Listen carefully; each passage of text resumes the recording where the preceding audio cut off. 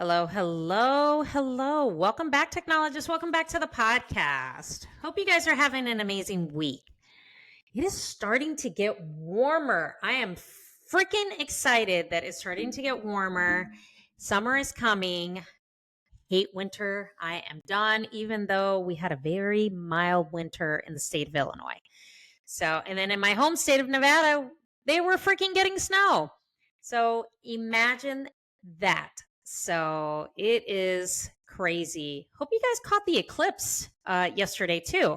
That was pretty cool. So, it was pretty dark in my house considering um, just as it was passing through. I was trying to find some old x-ray film to see if I could catch it.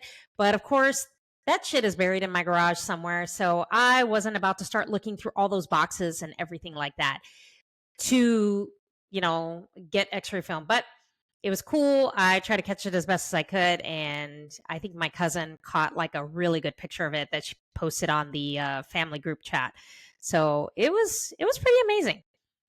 So, in today's episode, as I am continuing on just some really good topics, because I am putting together a 3-day live challenge that is called Be the Go-To CT Tech.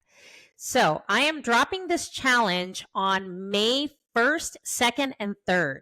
So, make sure you follow me on Instagram, watch my stories to get all the important detail off of that. I also have details about the challenge in the show notes and how you can sign up for it. I'm going to be packing 3 days for an hour each day with some really good information on how to be the go-to CT tech. So I am promoting this 3-day live challenge. There will be a replay to it. And if you're on my email list, I will be sending this out to my email list. So make sure that you sign up for the challenge so you can get on my email list and check it out when it drops live. Okay. So all that information will be at the show notes.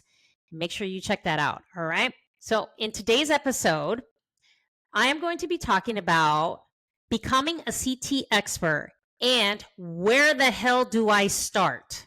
Yes, that's what we're going to talk about today. So I know, because I was a brand new CT tech 21 years ago, I know what it's like to be the new technologist in the department, to not know anything, to not ever have scanned a patient or looked at a CT image. Like, I know this, well, probably better than anybody. And I'm pretty sure you experience people, you know it too, right?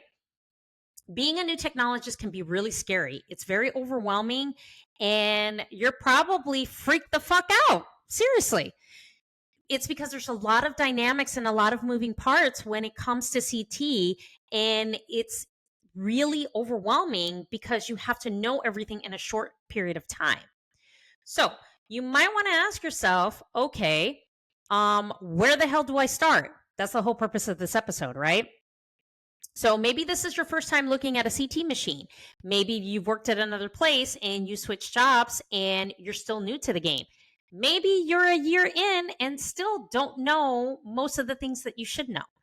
Wherever you are in your journey, I'm going to give you 5 things in this episode that you can do to become a freaking expert today. Okay.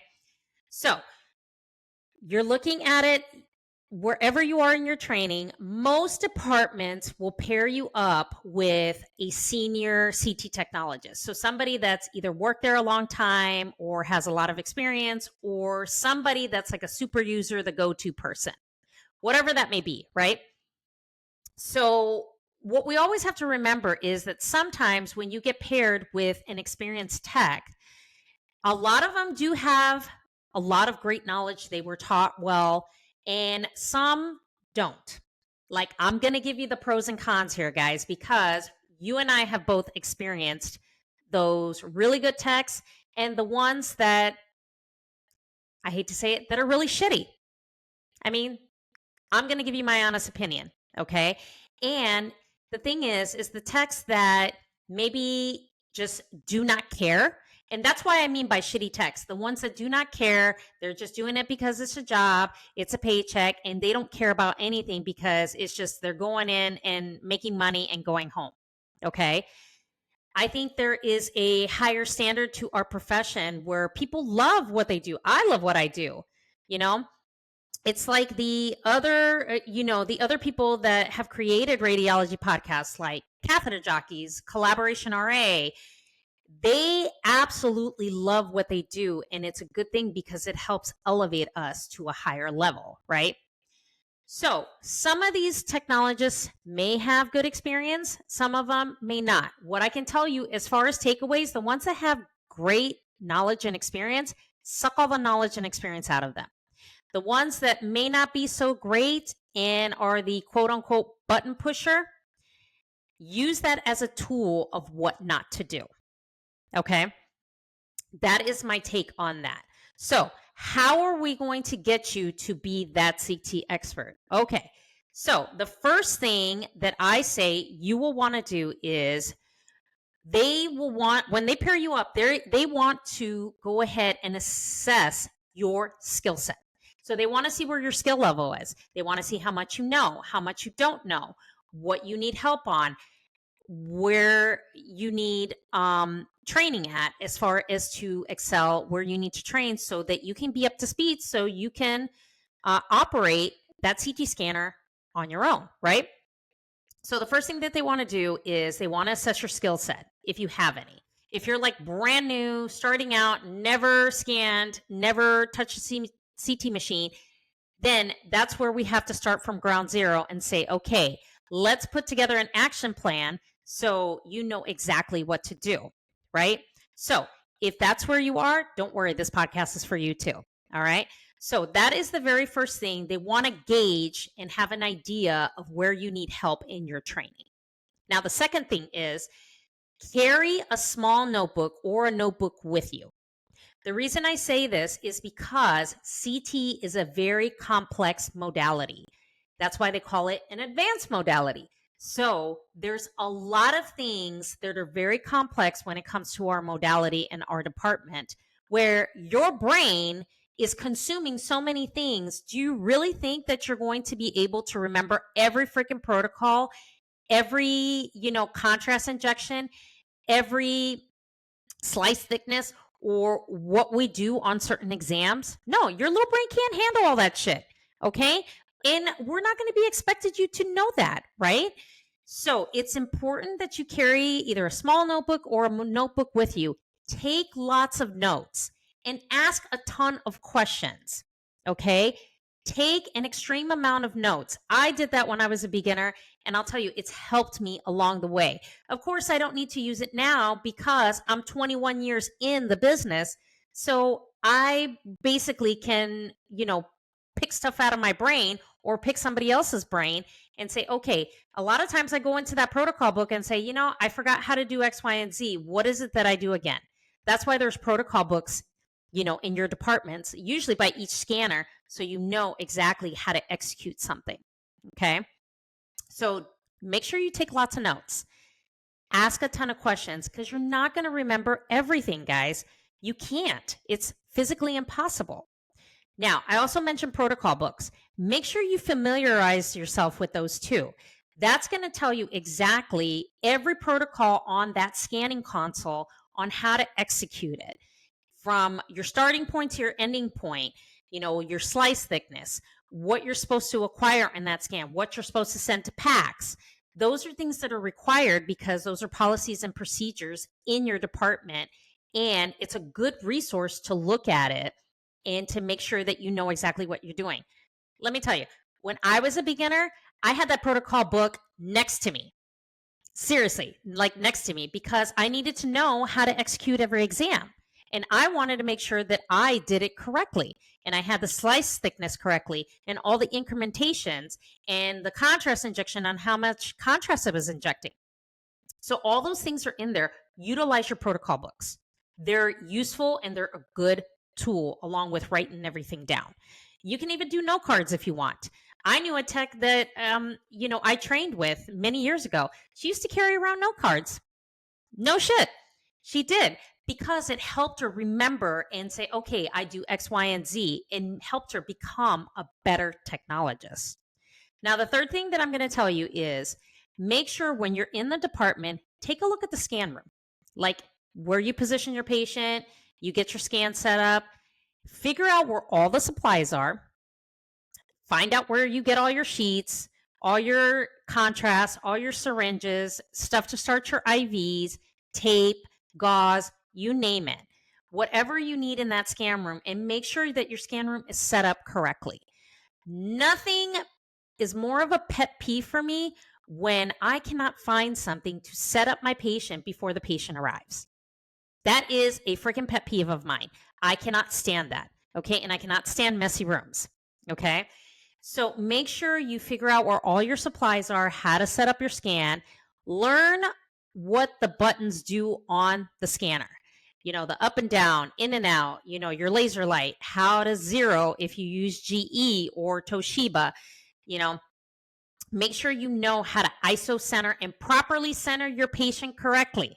I cannot stress that enough, because the last thing you want is a physicist, you know, just coming down on your facility saying that your doses are crazy high and that you're going to get dinged on it. The last thing you want is the state to come in and say, why are your doses so high, and to, you know, issue, you know, like a demerit and fines. Come on. You can't do that. Okay. So make sure that you get familiar with what the buttons do, how to load the contrast injector, you know, make sure you know how much contrast, you know, how to prime it, all that stuff. Just get familiar on how to set up your room, how to make sure you center your patient correctly. Learn how to do all those things, because it'll make you a better tech in the long run. Now, the next thing I can tell you is get familiar with your protocols on the CT console, how to select the correct one, how to set up your scan. That's why your protocol book is so just vital and essential when it comes to this, okay? Because at the end of the day, we want to execute the best optimal exam for the best patient care and have the correct dose calculated for the exam selected, okay? So make sure that you know how to execute that. And your protocol book is going to be a useful tool to make sure that you know how to set up your abdomen and pelvis, how to set up your head scan, how to set up, you know, your chest CT to rule out PE. Those are some things that you really need to know, especially when you're starting out, so you can become that expert. And you know what? And then you got it, and you'll master that skill. The more you keep practicing and just you know, reviewing, and the more scans you do, you're going to get better at it. Trust me, you will. Now, the last thing I will tell you, make sure that you get comfortable with flushing all your IVs before you inject contrast. Listen, I work with a tech currently, okay, that does not flush any IVs, hooks up patients to contrast. And yes, this technologist has been doing CT a lot longer than I have, probably 35 plus years. But you know what? It's something that you can't correct, because they've been in the business so long, you just can't correct it. So what I advise all my new technologists, even technologists that I train currently at my job, when they ask me to, make sure you get comfortable with flushing your IVs. That is a very important thing, because what we're trying to minimize is minimizing contrast extravasations. That's the last thing you want, because those are very potentially dangerous. And essentially, if it doesn't get, you know, remedied, the patient can lose their arm. Okay. And that has happened. So make sure that you really just get comfortable, because it's very important that the IV works, especially when you're power injecting contrast through a vein, because we are injecting a large amount of volume and a high amount of pressure into that vein to push it through the bloodstream. So it's really super important that you get comfortable with that. And you know what? If you're unsure, get another tech to, you know, check your IV. I can't tell you how many of the newer techs that I work with currently at my job, they'll say, hey, can you check an IV for me? Absolutely. And if I feel it's no good, if they say, I don't know, I don't think it's good, and if I flush it, it's no good, we're not using it. Point blank, 100%. Okay. You can always get help. Don't be afraid to ask for help as well, because those techs on the floor, they are there to help you. They are there to guide you. They are there to make sure that you learn everything that you need to know and to excel to that CT expert and to be successful while you're scanning behind that console, while you're taking care of that patient, while you're communicating with that patient. Be familiar and comfortable doing that. Okay. So I hope these were all helpful tips for you to become that expert. At least it'll get you in the right direction. Now, always, these are some things that I do teach in my coaching program. If you want to know more and learn more on how to become a CT expert, check out my 3-day CT challenge. Make sure you guys check that out. There's a link below in the show notes that will give you 3 live days with me for an hour, and I will give parts of some of the things that I do teach in my coaching program. If you want to dive deeper and get yourself to be just a CT expert, get yourself on board so you can take that CT test, come join my coaching program. It's a 6-month-long program where I teach you the A through Z on how to be a successful CT tech and give you all the strategies for the basics. We assess your skill set. We create good, actionable goals so that in 6 months, you are ready to take that test. You can take that traveling job. You can sit at any hospital and any scanner and freaking execute the job. Okay. So all that information will be down in the show notes so you can take a look at it and come join my coaching program. The doors to that program are going to open in May. So make sure you get in on the action there. Okay. And head on over to Instagram. Give me a follow on Instagram. Come on over to TikTok. Give me a follow on TikTok. So all the links are down below, or send me an email. You got an interesting CT story? Let me know. You need help with something? Let me know. Send me an email. All right. So hopefully this episode was helpful. Thank you so much to all of you that continue to listen. Make sure you like, follow, share the show, because it gets out to all those techs that really need it. All right. So thank you so much for listening, and I will talk to you guys next week.